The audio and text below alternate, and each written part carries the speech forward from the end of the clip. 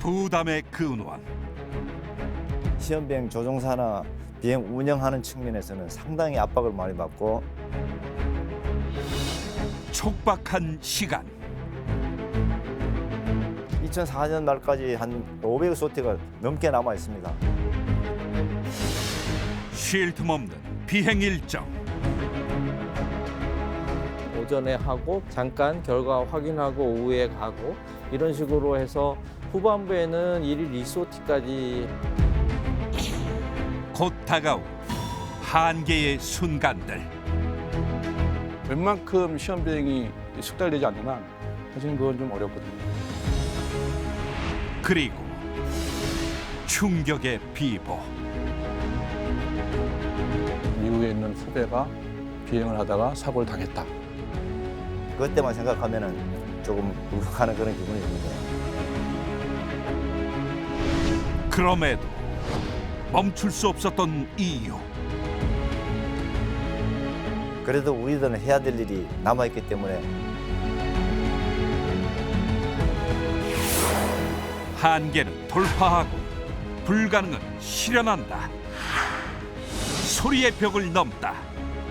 T-50 시험 비행 이야기.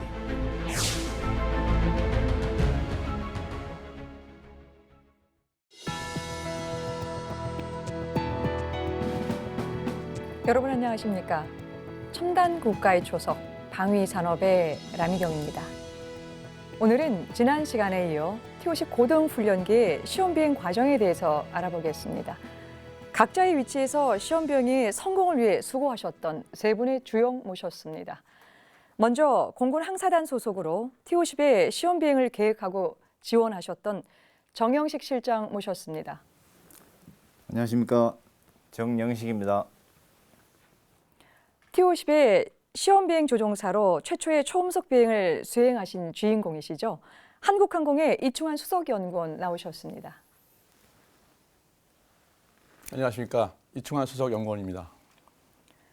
역시 공군과 한국항공에 근무하시며 다양한 국산 공군 항공기의 시험 비행을 이끌어 오신 이동규 수석연구원 함께 하시겠습니다. 안녕하십니까. 이동규 수석연구원입니다.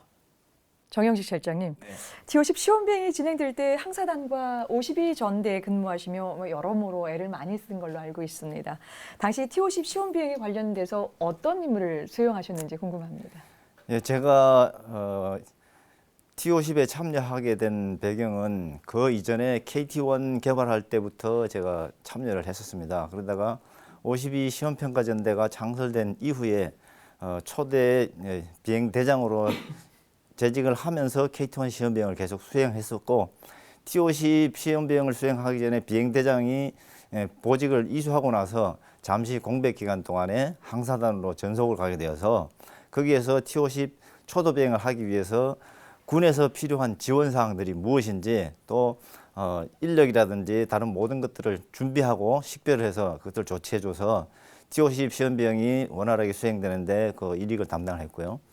그 다음에 2003년부터 2004년까지는 T-50 시험 비행이 한참 진행이 될 때 비행 대대장으로 근무하면서 조종사들 관리, 그다음 비행 운영 팀장으로서의 비행 운영 전체에 대한 그 관리 업무를 주로 담당을 했었습니다. 예, 그러셨군요. 중요한 업무를 좀 수행을 하셨는데요. 이동규 수석께도 좀 간단한 질문 하나 좀 드려볼게요. 보니까 1990년도 공군 10 전투비행단 전투조종사로 군 생활을 좀 시작을 하셔서요. 이후엔 교관 조종사 또 시험비행 조종사까지 다양한 조종사 역할들을 이제 많이 수행하셨는데 일반에게는 이 조종석에 앉아 있는 그 자체로 굉장히 좀 경이롭고 또 엄청난 임무를 이제 수행하는 걸로 이제 보이는데요. 동시에 이런 궁금함이 또 개인적으로 생기는데요. 지금 이제 그 전투 조종사, 또 교관 조종사, 또 시험비행 조종사 이제 세 가지 임무를 수행하시면서 이 가장 부담스럽고 어려웠던 임무는 어떤 것입니까? 예, 전투 조종사나 교관 조종사 그리고 시험비행 조종사 다 이제 맡은 임무하고 그 비행의 목적 이런 게 다를 뿐이지 비행한다는 것 자체가 어느 정도의 부담이 되는 거는 다 마찬가지일 겁니다. 저 역시 그렇고요. 근데 이제 가장 부담스러운 임무를 꼽으시라면 예상하시는 바와 같이 시험 비행 조종사 제일 부담스럽고, 그렇다고 뭐 일반 전투조종사나 교관조종사의 임무가 이렇게 좀 용이하고 뭐 이렇다고 말씀드리는 건 아니고요. 그 시험비행 조종사 임무가 제일 부담이 된다는 이유는 그 비행 자체는 조종사가 그 수행하는 거지만 그거에 미치는 그 영향, 파장 이런 게 상당히 좀 다르거든요. 그래서 일반 조종사들, 전투비행대에 있는 전투조종사나 학생들을 가르치는 교관조종사의 임무는 어떻게 보면은 그 좀 루틴한 임무를 계속 반복 숙달하는 그런 임무들이 대부분이거든요. 그래서 하면 할수록 본인의 기량도 늘고 뭐 경험도 쌓이고 뭐 그래서 그 비행에 대해서 어떻게 보면 뭘 배우고 느끼고 하는 것만으로도 충분하다고 볼 수 있어요. 그리고 그 매 비행을 그렇게 객관적으로 평가받고 누구한테 이렇게 모니터되고 하는 경우는 많지 않거든요. 물론 그 정기적으로 평가도 받고 하긴 하지만, 근데 시험비행 조종사의 경우는 매 비행이 그 공식적인 평가는 아니지만 그 조종사의 비행 결과가 객관적으로 나타납니다. 그걸 또 다 보고요. 그러니까 이 내가 잘해서 데이터, 그러니까 저희는 시험비행 조종사는 엔지니어들한테 그분들이 요구한 시험을 해내서 그분들이 요구한 데이터를 제공하는 게 대부분인데, 그 데이터의 질이 보이는 거죠. 제가 비행을 깔끔하게 잘하면 데이터가 분석하기도 좋고 원래 목적된 그 재원하고 잘 유지가 되고 하면 데이터의 퀄리티가 높아지는데, 그게 이제 잘 못하게 되면 심한 경우에는 비행하고 내려온 결과가 하나도 못 쓰게 되는 그런 경우가 생길 수 있거든요. 그러면 그 비행을 다시 반복을 해야 돼요.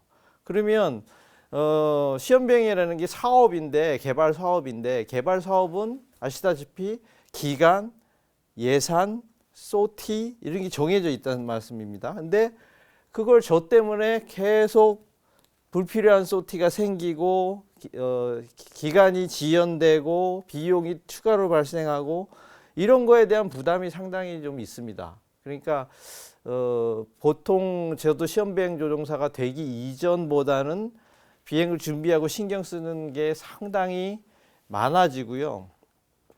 그리고 이제 그 시험비행 그 조종사로서 그 일반 조종사하고 또 틀린 차이점은, 일반 조종사들은 같이 비행한 동료나 같이 임무를 한 그 비행 편조라고 하는 크루들하고의 그 뭐랄까 이 의사소통 내지는 결과 그 공유 이 정도면 끝이거든요.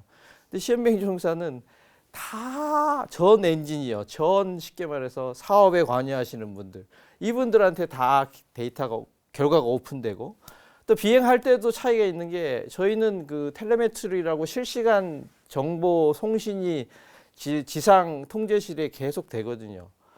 그러니까 요새 뭐 예능 프로그램 보면 24시간 뭐 관찰되는 그런 프로그램 있지 않습니까? 집 같은 데 다 카메라 달아놓고 그 느낌이 들어요. 그러니까 제가 비행하는 과정에 프라이버시가 하나도 없습니다. 제가 말하는 거, 숨 쉬는 거, 조작하는 거 이게 다 실시간으로 수십 명이 지켜보고 있으니까 신경이 안 쓰일 수가 없죠. 그래서 그런 면에서 부담 측면에서는 저는 시험비행 조종사가 제일 부담됩니다.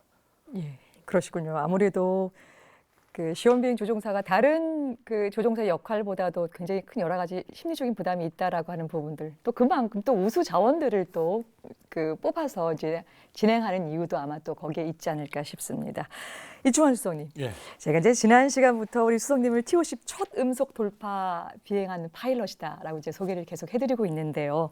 예, 첫 하셨던 그 날짜가 정확히 언제였었고요. 예. 그날 어떤 마음으로 그 비행을 이렇게 수행하셨는지 각오도 한번 듣고 그날 상황도 한번 좀 듣고 싶습니다. 지금 말씀하셨지만 굉장히 그 초음속 비행을 하면 굉장히 그 멋질 것 같고 대단할 것 같고 한데, 제가 이제 한번 해봤지만 설명을 드리겠지만, 예, 그렇게 큰 그러한 사실은 아닙니다. 시험 비행에서. 예, 사실은 초음속 돌파한 날은 2003년 2월 19일로 기억이 되고요. 언론에 이제 보도가 됐으니까요. 근데 사실은 그 전날 2월 18일 날 초음속 비행을 했습니다. 왜 그러냐면은 언론을 공개한다고 해놓고 그 초음속 비행이 실패라도 하면 안 되니까 미리 비행을 해놓고 보도는 그 다음날 하는 이런 형식. 이게 시험 비행의 특수성입니다. 왜냐하면 불확실하기 때문에. 그래서 그런 식으로 됐고 사실은 2002년 8월 달부터 이제 초도 비행이 되고 한 6개월 만이거든요. 근데 그때까지 시험 비행이 진행되면서 굉장히 데이터들이 시험 비행 결과들이 양호했습니다. 그래서 사실은 지금 말씀드리지만 계획보다 초도 비행을 하겠다는 첫 계획보다 수개월 당겨서 이렇게 하게 됐습니다. 그게 이제 2월 18일입니다. 예. 사실은 데이터도 좋았지만 저도 이제 시험 비행을 하면서 한 20여 회 했던 걸로 기억이 되는데 그 T-50에 대한 비행에도 자신이 있었고 그래서 이제 별로 그렇게 심적 부담감이 크지는 않은 상태로 이제 시험이 진행됐습니다. 시험은 고도 12km 정도에서 이제 속도를 마하 0.95죠. 음속이 되기 전, 바로 전 철음속 영역이라고 하는데 거기서 딱 준비를 해놓고 파워를 이제 맥스로 증가시킵니다. 맥스로 증가시키면서 이제 증속이 되는데 철음속 영역을 지나서 0.98, 99 마하 1이 되면 이제 초음속 돌파하는 건데 사실은 뭐 그 전에 예측치도 있었지만 조종사는 아무 반응이 없습니다. 그냥 물 흘러가는 대로 그냥 쭉. 원래는 사실은 옛날 같으면은 어떤 충격파에 의해서 뭐 진동이나 소음이나 이런 게 있을 수 있는데 이 T-50은 어차피 1.5까지 가는 비행기라 음속 돌파는 그렇게 큰 영향이 없습니다. 근데 나중에 알았지만 이게 음속 돌파를 하면서 뭐 어떤 게 나와야 된다 이런 건 없었습니다. 아주 좋을 것이다. 넌 믿고 타라. 이런 식으로 이제 진행이 됐었고요. 사실은 조종사 입장에서 보면은 말씀드렸지만 수평 비행을 하면서 그냥 속도만 증가시키는 아주 단순한 난이도가 그렇게 없는 비행이거든요. 그런 비행이지만 사실은 항공력학적인 측면에서는 그 기체 구조의 건전성이나 외형 설계가 잘 됐다는 게 이제 입증이 되는 거고요. 엔진 성능도 마하 돌파하는데도 충분히 파워가 있구나. 이런 식으로 이제 그 초음속의 의미가 있는 겁니다. 더군다나 이게 국내에서 개발한 모델로 이 초음속을 도표한 12번째 국가가 된 거 아닙니까? 굉장히 역사적인 날이고요. 저는 개인적으로 굉장히 자부심도 느끼고 큰 영광의 자리가 아니었나 이렇게 생각해 봅니다. 예, 말씀 잘 들었습니다. 여러분께서는 지금 첨단 국가의 초석 방위 산업을 시청하고 계십니다.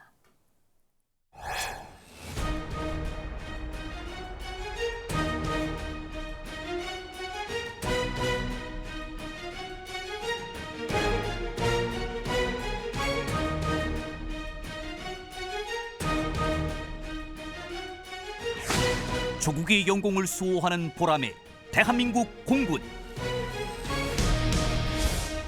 평시에는 완벽한 전투 준비 태세를 유지하고 평화 유지와 재난 구조에 나서는 등 전쟁 억제 및 국익 증진을 위해 활동한다.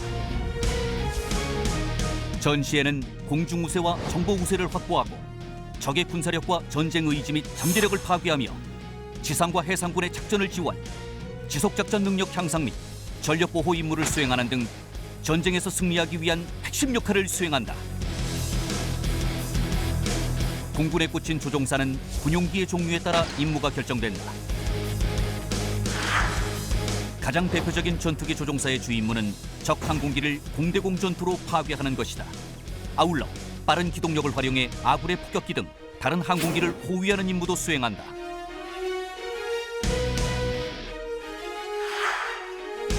폭격기의 경우 보통 전투기보다 더 크고 무겁기 때문에 상대적으로 기동성은 떨어진다. 대신 폭격기는 많은 양의 폭탄, 어뢰, 크루즈 미사일을 적재할 수 있다.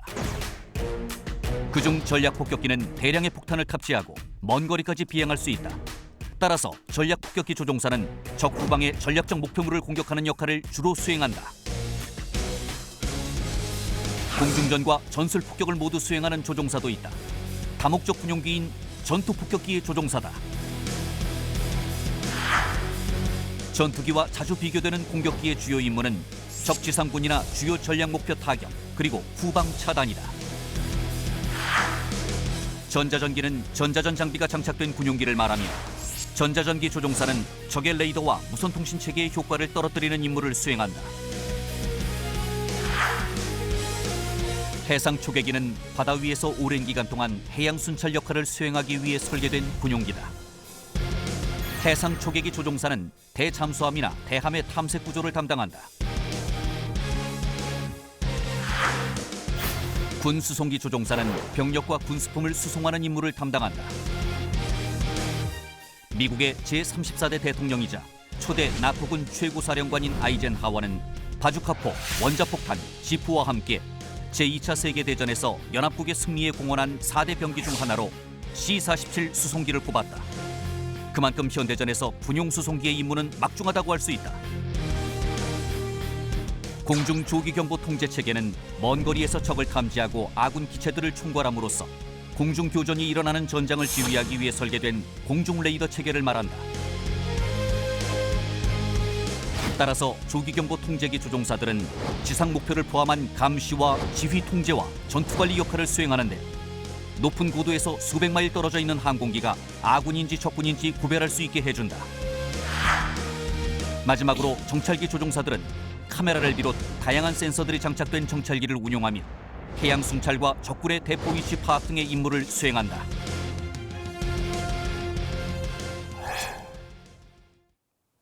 네, 첨단 국가의 조속 방위 산업. 오늘은 T-50 고등 훈련기의 시험 비행에 대해서 살펴보고 있습니다. 지금부터는 T-50 시험 비행의 일정을 좀 차근차근 이제 돌아보겠습니다. 정 실장님, 네. T-50 고등훈련기 시험 비행이 2002년 8월 22일이 네. 20일이 초도 비행제 시작이라고 봐야 되겠는데요. 그렇다면 2002년도 우리가 8월부터 언제까지 총 몇 소티의 이 시험 비행을 하게 됩니까? 최초에 계획돼 있었던 것은 2002년 8월이 아니고 초도 비행이 2002년 5월 달에 계획이 돼 있었습니다. 그러니까 여러 가지 사유로 인해서 뭐 항공기 조금 준비 덜 된 탓도 있었고, 그다음에 정책적인 부분도 있었고, 이렇게 해서 시험 비행 초도 비행을 누가 할 것인가 뭐 하는 그런 문제점들부터 해서 많은 우여곡절을 겪고 난 다음 3개월 뒤인 8월 달에 이제 초도 비행을 하게 되었고요. 최초 계획은 2002년 5월 달부터 2005년 8월 달까지 약 1146소티를 계획을 했었습니다. 근데 이제 말씀드렸다시피 이미 초도 비행이 3개월이나 늦게 시작이 됐고, 그러다 보니까 일정 압박을 좀 받을 수밖에 없는 상황이 됐죠, 사실은. 그래서 그 이후에 시험 비행을 수행하면서 시험 비행 조종사나 비행 운영하는 측면에서는 상당히 압박을 많이 받고 일정 안에 끝낼 수 있을까 하는 그런 좀 우려가 좀 있었습니다. 예, 그러시군요. 그러니까 2002년 8월부터 시작해서 한 3년 정도 기간에 1146소티 정도를 계획하고 있었다라고 하는 것이 원안지 계약이 있었을 텐데요. 이동규 수석님, 예. 이제 시험 비행에 대한 자료를 찾다가 이제 궁금한 것이 있어서 좀 여쭤보게 되는데요. 원래 이제 이 각 시제기를 탈 때 이 조종사들이 하루에 할 수 있는 것이 이제 한 소티에 이게 좀 정해져 있다라고 얘기를 하는데요. 이게 좀 사실인지도 궁금하고요. 굳이 이렇게 이게 사실이라고 한다면 이렇게 규정을 좀 정해놓은 이유가 있습니까? 제가 기억하기로 T-50 초기에 그런 제한이 있었던 걸로 기억을 하는데요. 그 이유는 아마 앞에서도 뭐 잠깐 설명이 됐지만 그 시험 비행이라는 게 일반 비행에 비해서 좀 사전에 준비해야 되고 조종사도 마찬가지고 엔지니어도 마찬가지고 이런 준비해야 될 사항들이 좀 일반 비행에 비해서 많아서 조종사들한테 이제 업무 부담을 줄여지기 위해서 하루에 한 소티 하고 또 업무 부담이 적고 준비할 시간이 충실해야 또 비행의 질과 그 안전이 또 담보가 되기 때문에 그렇게 운영했던 걸로 알고 있고요.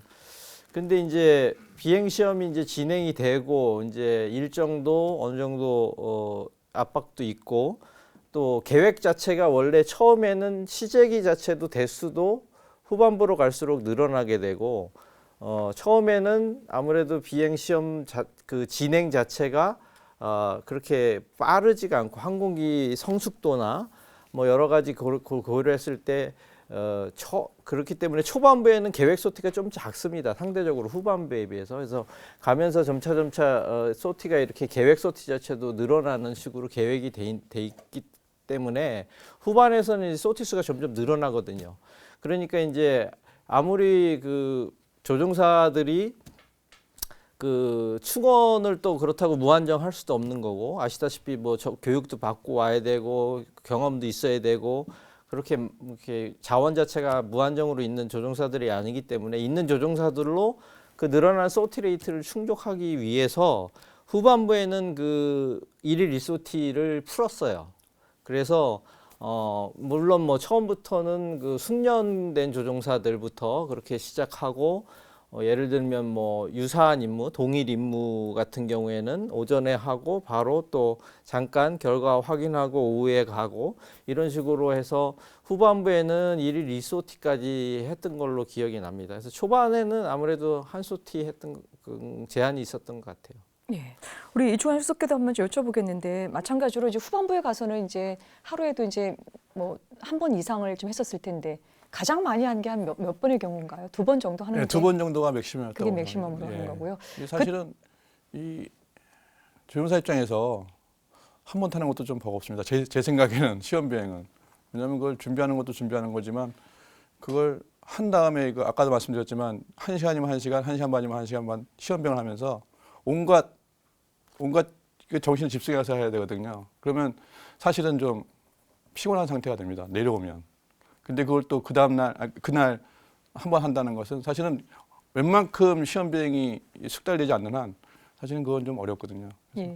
한 번은 맞는 것 같고, 제가 볼 때 2번까지는 했던 기억이 납니다. 예. 이제 두 분의 이제 그 시험 비행 조종사가 오늘 이제 특별하게 좀 모셨기 때문에 한번 신체적인 측면에 있어서 어려움이 좀 없었는지를 여쭤보고 싶었는데, 여튼간에 맥시멈 한번 하루에 2번 소티 번. 정도는 했었다라고 예. 하는 걸로 알겠습니다. 정 실장님, 네. 이제 시험 비행 소티를 연도별로 좀 살피다 보니까요, 네. 좀 이해하기 좀 힘든 점이 좀 한 가지 나타나던데요.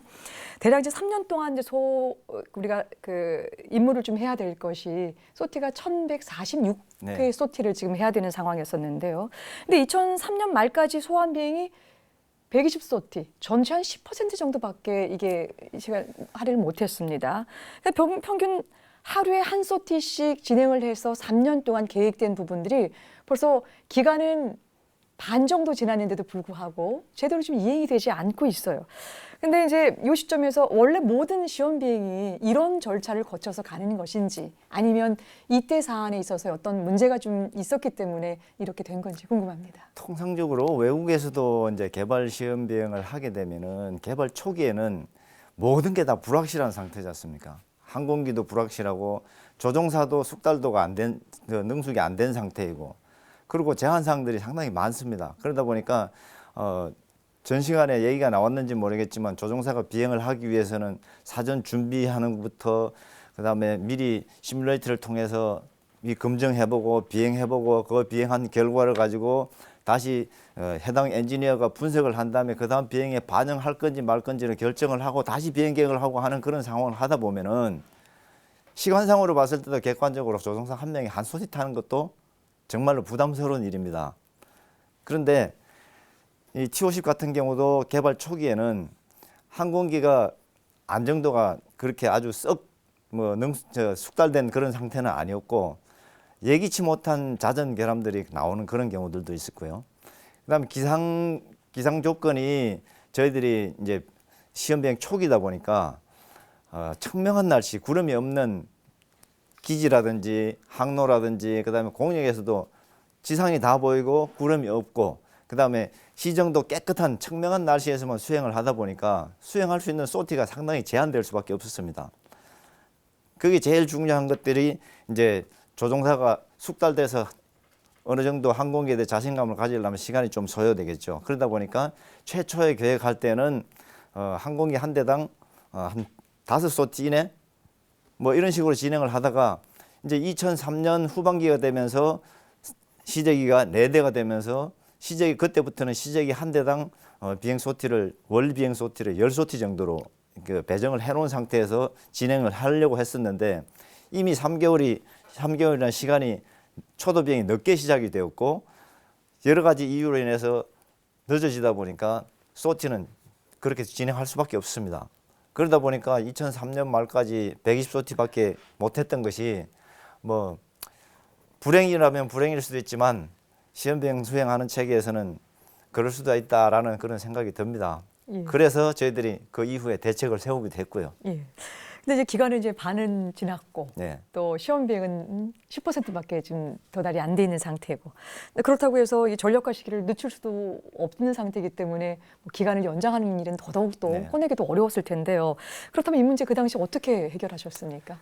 그래서 조금 전에 얘기가 미리 나왔지만 이제 2003년 후반부터 이제 2004년으로 접어들면서부터는 시제기가 4대가 되었으니까 한 달에 수행해야 되는 그 비행 소티는 40소티에다가 지연된 소티 플러스 알파를 하면 최소한 50소티는 넘게 가야 월 50소티는 수행을 해야 겨우 일정을 맞출 수 있는 그런 상황이었습니다.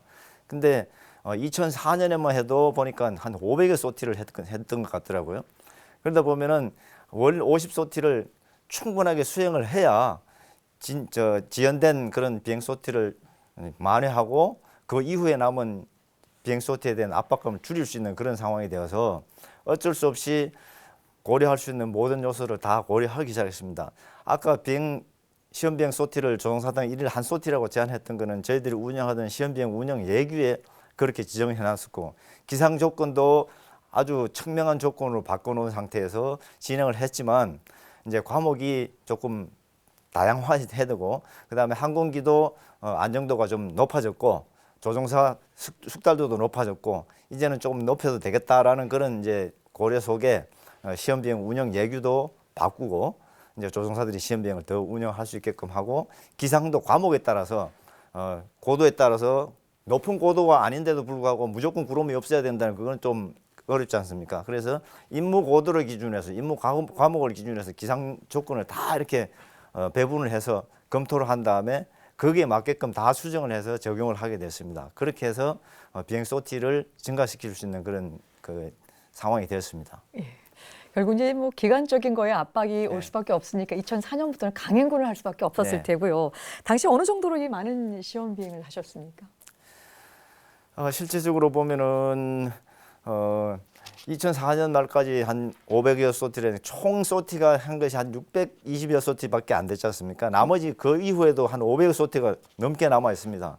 기간은 2004년 12월부터 2005년 8월까지 한 9개월 정도, 10개월 못 미치는 그런 시간에 9개월 정도에 500소티를 하려고 그러면은 정말로 무리일 수밖에 없었습니다. 그러다 보니까 조종사들도 신체적인 피로감도 호소하고 할 수 있는 여건 자체는 제한돼 있고 그러다 보니까 어쩔 수 없이 이제 주말에도 비행을 하자라는 그런 얘기가 자연스럽게 나왔고 아마 그렇게 수행하게 된 것은 시험 비행에 관련된 모든 요원들이 주말까지 반납하는 그런 희생 정신 속에서 수행을 했고 결국에는 2015년 8월 이후에 한 10개월이 지난 다음에는 애초에 계획했던 것보다도 더 많은 1,400여 소티까지 수행할 수 있는 그런 계기가 됐던 것 같습니다. 예, 뭐 강행군도 또 그런 강행군, 더군다나 기존에 있었던 1146소티에서 1,400소티까지 네. 더 많은 것들을 할 수 있었었군요. 말씀 잘 들었습니다. 여러분께서는 지금 첨단 국가의 초석, 방위 산업을 시청하고 계십니다.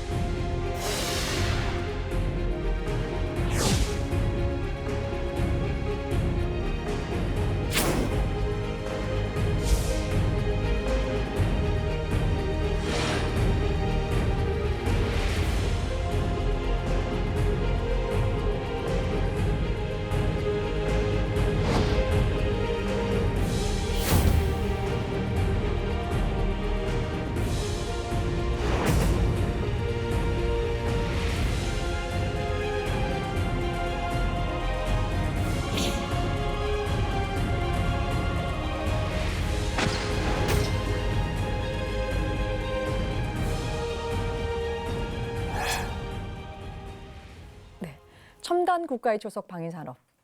오늘은 TOC 고등훈련기의 시험 비행에 대해서 살펴보고 있습니다. 이동규 수석님, 네. 이제 앞서 일정 문제로 매일 그 소화하는 그 시험 비행 횟수가 늘어나고 있다는 얘기를 조금 나눠봤는데요. 물론 이제 그렇게 할 수 없는 상황이 또 매일 또 철저히 우리가 이제 점검을 하고 꼼꼼하게 또 체크를 한다 하더라도 이 강행군을 펼치다 보면은 뭐 우리 조종사들뿐만 아니라 또 어떤 이례적인 좀 상황이 좀 많이 발생할 수가 있을 텐데요.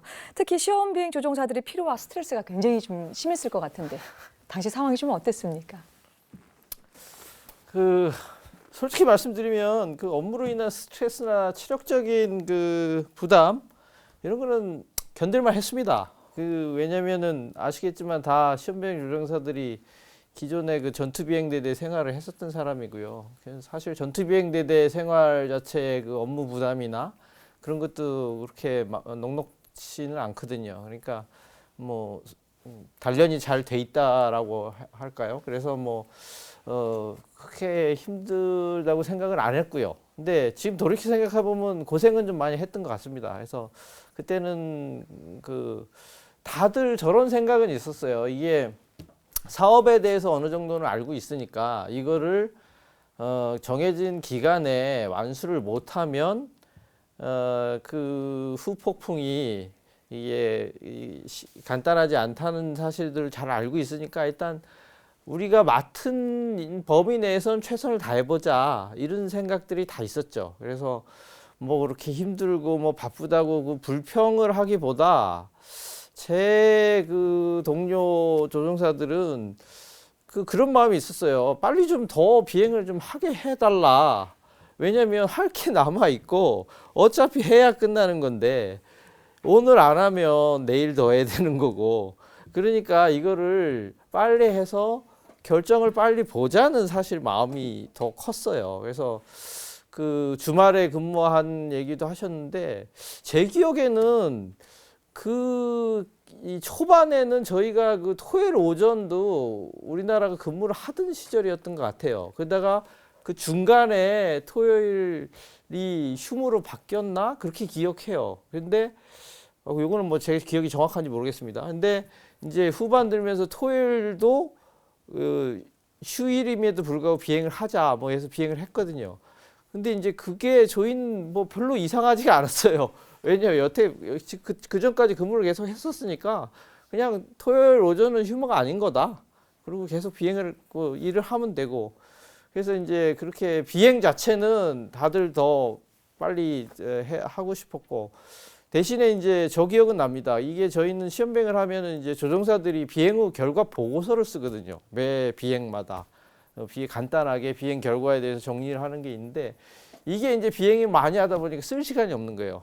주중에는 비행하고 2번 하면 오전 하고 오후 하고 뭐 그 다음 날 또 비행 스케줄 나온 거 저녁 때도 보고 준비하고 그러니까 이제 주말에 비행이 없으면 이제 그 보고서 밀린 거 쓰고 뭐 그랬던 기억이 납니다. 그러셨군요. 우리 이충환 수석도 마찬가지 기억이신가요? 혹시 다른 예. 저는 제가 좀 피로하고 예. 스트레스 받았던 상황을 한번 말씀을 예. 드리겠습니다. 예, 사실은 아시겠지만 이 개발을 거의 끝날 때쯤 되거나 다 끝나게 되면 이제 비행기를 선전을 해야 되죠. 홍보를 해야 되고 그게 가장 좋은 수단이 에어쇼입니다. 에어쇼. 사실은 TOC 같은 경우에는 05년도에 일반의 이제 에어쇼를 통해서 공개가 됐는데요. 공개했을 때 이제 제가 그 에어쇼를 하게 됐습니다. 사실은 이 초음속 항공기, 고성능 항공기의 시범 기동은 한 사례가 없거든요, 공군에서. 물론 운영기가 공군에서 하는 그런 시범 비용은 있었지만 이 시제기가 개발 중에 일반한테 공개되면서 하는 시범 비용을 한다는 그 스트레스. 한 번은 에어쇼 중간에, 서울 에어쇼 중간에 비행을 다 마치고 그날따라 좀 땀이 좀 흠뻑 젖었죠. 좀 흥분했던 것 같아요. 좀 피곤했을 수도 있고요. 근데 엔진을 딱 끄고 장갑을 딱 벗는데 이 손이죠. 이 손에 손가락이 딱 꺾여 있는 겁니다.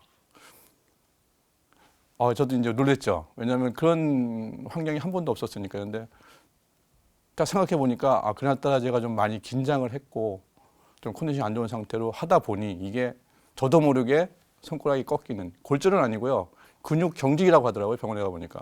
근육 경직 상태로 이제 이걸 당한 거죠. 근데 그게 제가 스트레스를 받아서인가 아니면 기동을 잘 못해서인가 그건 저도 잘 모르겠습니다. 하는 쇼는 쇼대로 그냥 정해진 대로 했고 내려와 보니 그런 상태가 된 거죠. 근데 시험병 하다 보면 이런 경우가, 물론 신체적인 이런 부상이나 이런 타박상 같은 거는 거의 없지만 굉장히 땀을 많이 흘리고 아까도 말씀드렸지만 피로하고 하는 것들이 이 시험 비행 끝나고 나서 그걸 많이 느끼거든요. 근데 지금 보면은 가장 몰렸을 때가 이제 04년, 05년도인데 저는 그때 이러한 임무를 하면서 굉장히 그 많은 피로와 스트레스를 받았던 그런 기억이 납니다. 예.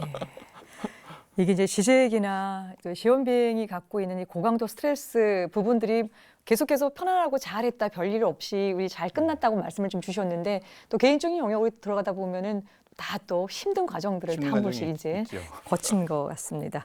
정 대리님. 네. 그래서 심지어 이제 시험 비행 중에 이 전역을 하는 조종사들도 있었다고 하는데 어떤 이야기입니까? 지금까지 얘기를 들으셨다시피 조종사들이 겉으로는 순탄하게 잘 지나갔습니다라고 얘기를 하셨지만 사실상은 이런 어려움들을 평상시에는 잘 못하죠. 사실은 임무를 해야 된다는 중압감도 있고 내한테 주어진 어떤 책임을 다해야 된다는 그런 그 의무감 때문에 조금 불편하고 조금 피로해도 얘기를 안 하고 그냥 진행하는 그런 경우들이 많았었나 봅니다. 여기 그 중에 일부 몇몇 사람은 신체적으로 도저히 적응을 못하겠다, 고충을 토로하는 그런 사람들도 있었고요. 아마 시험 비행 난이도가 뒤로 가면 갈수록 점점 더 높아지는, 아까 영역 확장하면서 점점 더 어렵고 위험해지고 하는 그런 순간까지 가니까 초기에 경험했던 그 이충환 수석 같은 경우는 처음부터 다 아니까 이 정도는 그렇게 어려움이 아니다라고 생각을 했지만 중간 이후에 들어온 사람들은 어려운 부분들만 참여를 하게 되니까 본인들이 느끼는 그런 심리적인 압박감이나 신체적인 그거는 더 심했던 것 같아요. 그래서 그 중에 일부는 한꺼번에 그냥 전역을 하겠다고 저한테 와서 얘기한 부분도 있고, 참 어느 정도 안정되어서 가고 있는데 많은 인원이 빠져나간다고 그러니까 좀 답답하기도 했고요, 사실은. 근데 본인의 신상을 대대장이라고 해서 끝까지 책임져 줄 수 있는 그런 상황이 아니고 해서 울며 겨자 먹기로 남아있는 인원들한테 그 나머지 부담이 더 가중되었죠. 그런 어려움이 있었습니다. 예. 근데 이제 무슨 일을 하든 어떤 과정을 또 진행하든 간에 또 사람이 또 제일 중요한 법인데요. 더군다나 이제 조종사의 컨디션과 이 소티의 그 횟수 숫자라고 하는 부분들이 이 안정성과도 굉장히 밀접하게 연관이 좀 되어 있지 않습니까? 근데 T-50 그 개발 사업을 위해서라도 이 시험 비행사들이 갖고 있었던 어떤 업무의 어떤 과중들 또 과도한 스트레스 이런 부분들을 해소시켜 나가는 방법이 있었을 텐데 그 당시에 좀 어떻게 좀 진행하셨습니까? 그때 당시에는 저희들 입장에서는 저희들 스스로는 자위를 하고 위안을 스스로 우리가 중요한 일을 하고 있다고 위안을 하고 살았었습니다. 근데 이제 시험비행 조종사와 기술사들의 면면을 살펴보면은 기수별로 많은 인원들을 뽑는 게 아니고 한정된 인원, 극소수의 인원들만 선발을 합니다. 근데 그 선발되는 인원들이 정말로 기수에서도 몇 손가락에 들지 않을 정도의 우수한 자원들 중에서 선발하는 그런 요원들이거든요. 근데 운영할 때는 그 정말 힘들게 운영을 하지만 그 사람들에 대한 어떤 하고 있는 역할이나 중요성에 대해서 인식을 하고 뭔가 인센티브를 줄 수 있는 그런 그 제도가 좀 있었으면 좋겠는데 한동안 진행될 때까지는 아무도 군에 있는 어느 누구도 그런 그 생각을 안 하고 진행을 해왔었습니다. 근데 이제 막바지로 흘러가고 시험 비행이 중요하다, 전역을 한꺼번에 하고 뭐 이런 상황이 나오니까 이제 군에서도 이 사람들 인센티브를 좀 줘야 되겠구나라는 그런 것을 인식하게 됐고요. 그래서 뭐 인사 근무 평정할 때 근무 평정 그 등급을 높게 준다든지 아니면은 뭐 다른 뭐 수상을 한다든지 뭐 하는 그런 걸로 인해서 약간의 어떤 그 보상의 기회가 있었습니다. 예, 그러셨군요. 우수 자원이기 때문에 아니면 개별적인 조종사들의 사명감을 갖고서 하기에는 너무 또 힘든 일이었을 텐데 그런 부분들도 또 애초에 조금 미리 좀 계획이 좀 됐었으면 좋았을 거라는 생각을 좀 가져봅니다. 근데 이제 사실 2003년 이제 그 겨울에는요, 그 시험 비행이 이런 일정보다도 더 큰 또 사고가 일어나게 됩니다. 이제 T-50 시험 비행을 하기 위해서 미국에 가서 그 비행학교에서 훈련을 하던 한 공군 장교가 순직하는 이런 사건이 발생을 하게 되는데요. 뭐 지금 생각해봐도 말로 다 표현할 수 없을 만큼 안타까움이 큽니다만은 우리가 T-50 고등훈련기 개발 과정에서는 꼭 한 번은 짚고 한 번은 가야 되기 때문에 우선 이제 사고 경위를 좀 간략하게 우리 정 실장님께서 네. 좀 한번 소개를 해주시죠. 제가 대대장으로 재직하고 있을 당시에 T-50 시험비행에 참여할 시험비행 조종사 요원으로 미국 시험비행 학교에 가서 교육을 받고 있던 도중에 쌍발 엔진 2개 달린 그 프로펠러 항공기를 가지고 엔진을 공중에서 하나가 꺼졌을 때, 공중에서 엔진이 꺼졌을 때 항공기가 어떻게 반응을 하는지 항공기 특성을 나타내는 비행 특성을 시험하는 그런 그 기법을 배우고 있었거든요. 근데 의도치 않게 조종성을 상실을 해서 스핀이라고 얘기를 들어보셨는지 모르지만 조종성을 상실한 상태에서 추풍 낙엽처럼 떨어지는 그런 것을 이제 스핀이라고 하는데 그 상황으로 돌입을 해서 추락해서 교관 조종사와 함께 사망한 그런 사고가 되겠습니다. 이제 우리 이충환 수석께서 당시 이제 미국 현지에서 또 사고를 수습하고 또 고인을 이제 고구로 모셔오는 역할을 하셨기 때문에 어떤 그런 애도나 슬픔의 깊이가 좀 남다르셨을 것 같은데요. 당시 좀 심경이 어떠셨습니까? 사실은 이른 아침에 아침이 아니라 새벽이죠. 새벽에 자고 있는데 집으로 한 통의 전화가 걸려오게 됩니다. 앞에서 말씀하셨지만 미국에 있는 후배가 비행을 하다가 사고를 당했다. 여기까지만 이제 들었습니다. 그래서 출근해서 이제 그 소식을 이제 계속 접하는데 뭐 사망했다는 소식도 있고 막 그러더라고요. 그래서 근데 사실은 이 친구는 미국 가기 전에 저하고 같이 비행을 했던, 제가 시험 비행을 하면 F-16을 타면서 안전 추적기 임무를 하는, 사실은 말하면 초도 비행 요원이었습니다. 2002년부터 지금 계신 대장님 밑에 이제 대대원으로 있으면서 계속 추적 비행을 했었거든요. 그래서 그 친구가 이제 때가 돼서 미국으로 시험 비행 교육을 받으러 갔고 훈련을 하고 있었는데 이제 죽었다는 소식을 접하게 됐습니다. 진짜 말로는 표현을 못하는 순간이었고요. 사실은 그때 동승했던 그 미국 베테랑 교수님도, 비행 교수님도 저도 한번 비행을 했던 경험도 있고 해서 두 분이 다 순직을 했다고 해서 사실은 이해도 안 됐고 좀 충격적이었습니다. 근데 본부에서 이제 저하고 한 선배를 이제 뽑아서 너희들 가서 일 처리 좀 해라. 사고 수습이죠. 사고 수습을 하고 와라 해가지고 진짜 그때 당시에 아침에 출근해서 너 갔다 와라 해가지고 그날 비행기를 타게 됐습니다. 굉장히 일 처리가 빨리 돼가지고 선배님하고 같이 이제 미국 가서 도착을 해서 사고 현장도 가보고 학교의 분위기도 보고 했는데요. 사실 제가 할 수 있는 일은 딱 하나였습니다. 먼 외국, 미국 낯설고 아주 찬 이제 대지가 되겠죠. 거기서 이제 죽은 고인을 하루라도 빨리 따뜻한 이제 고국으로 모시는 일이죠. 그래가지고 관을 준비하고 거기서 운구하는 절차, 그다음에 비행기를 탑승하는 절차 이런 걸 하면서 마지막으로 이제 그때가 이제 마지막 이제 만남이자 이별이 되는, 결국은 잘 와가지고 지금은 대전 현충원에 잘 있을 겁니다. 예. 당시 이제 이충환 소령뿐만 아니라 52 전대 또 공군 전체 고등훈련기 개발팀 모두가 또 이제 충격에 조금 휩싸였을 것 같은데요. 특히 이제 시험 비행을 준비하던 조종사들의 마음이 어땠을까 다시 돌이켜봐도 굉장히 좀 애잔한 느낌이 드는데요. 정 실장님, 당시 분위기가 좀 어땠는지 궁금하고요. 또 이제 전 대장님이나 대대장님으로서 또 부대원들을 다시 또 이렇게 다독이고 독려해야 되는 그런 상황이었는데 어떠셨습니까? 참 공군에서 이제 생활하면서 가끔 가다가 타 부대에서 들려오는 사고 소식을 듣고 뭐 안타까워하고 했던 그런 경험들이 가끔씩 있습니다만은 저와 같이 근무했던 그때 당시에 조종사들 입장에서는 같은 부대 옆에 있던 동료가 그런 사고를 당했다고 생각하니까 정말 어떻게 대응을 해야 될지를 모르겠더라고요.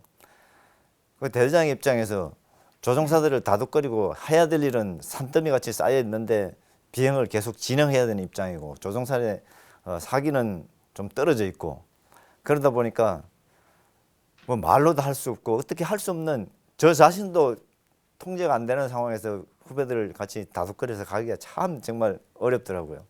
아마 전 대장님이었던 그 박병구 대령도 아마 저하고 비슷한 그 생각이었을 건데 그래도 정말 고맙게 생각하는 거는 같이 있었던 후배들이 사고는 사고이지만 안타깝지만 그래도 우리들은 해야 될 일이 남아있기 때문에 우리 할 일은 제대로 하자. 그게 곧 그 고인에 대한 우리가 할 수 있는 최선의 길이 아니냐라는 그런 의지를 가지고 사명감으로 정말 그 이후에 계속 비행을 했던 게 지금 생각해도 정말 감사드리고 고맙고 이렇게 생각합니다. 저 스스로 그때만 생각하면은 조금 울컥하는 그런 기분이 있는데요. 참 어려웠던 시기였던 것 같습니다. 말씀 잘 들었습니다. 우리 이동규 수석도 그 소식 듣고 나서도 많이 예, 충격을 받으셨죠? 그 수직한 조종사 후배였는데요. 그 F-16 비행단에 같이 근무를 했었고 이제 방금도 소개드렸듯이 저희가 T-50 비행을 할 때 F-16으로 안전 추적 임무를 같이 하다가 이제 시험 비행 조종사의 길에 관심이 있어서 이제 새로 선발이 돼서 이제 교육을 갔던 그 상황이었고요. 그 교육도 사실 안타까운 게 본격적인 본과정 시작하기 전에 그 일종의 그 준비 기간이었죠. 사전 훈련 개념으로 실습을 하던 중에 그렇게 사고가 나서 이제 개인적으로도 좀 친분이 있었던 후배였기 때문에 그때 좀 심각하게 이 길에 대해서 그 좀 얘기를 더 해봤었어야 되지 않았나 하는 좀 후회가 되더라고요. 왜냐면 저는 그 당시에 시험비행 조종사 그 길에 너무 사실 만족을 하고 일을 재밌게 하고 있었기 때문에 그 후배가 이 길에 대해서 물었을 때 진짜 주저함이 없이 권유를 했거든요. 그리고 이런 상황이 뭐 닥치리라고는 전혀 예상을 안 했었고 그렇기 때문에 너무 이런 안 좋은 상황에 대해서는 고려를 안 했었던 게 아닌가라는 조금 자책이 들더라고요. 그리고 또 안타까웠던 게 정말 교육을 마치고 본격적으로 시험 비행을 하다가 사고를 당했으면 더 뭐랄까 좀 본인 스스로도 아쉬움이 없이 가지 않았을까라는 생각이 들어요. 너무 시작 막 하려는 단계에 그런 일을 당한 걸 생각하니까 그게 제일 좀 그렇더라고요. 예. 고 이제 김천곤 소령에 대해서 다시 한번 애도하고요. 오늘 이제 그런 부분들을 다시 돌이키면서 시험 비행사가 갖고 있었던 여러 가지 애환들 또 조국의 어떤 부름을 통한 어떤 사명감들 이런 것들이 복합적으로 작용을 해서 결국 좀 완성하지 않나 싶은 생각을 갖습니다. 오늘 말씀 잘 들었습니다. 우리는 흔히 꿈과 희망을 이야기할 때 푸른 하늘에 비유하곤 합니다. 그런데 날마다 목숨을 걸어야 하는 시험비행 조종사에게 푸른 하늘은 어떤 의미가 담겨져 있을까요? 자신의 안전뿐만 아니라 공군의 미래를 책임지고 하늘을 오르는 시험비행 요원들의 이야기 다음 시간에 계속 이어가겠습니다. 시청해 주신 여러분 고맙습니다.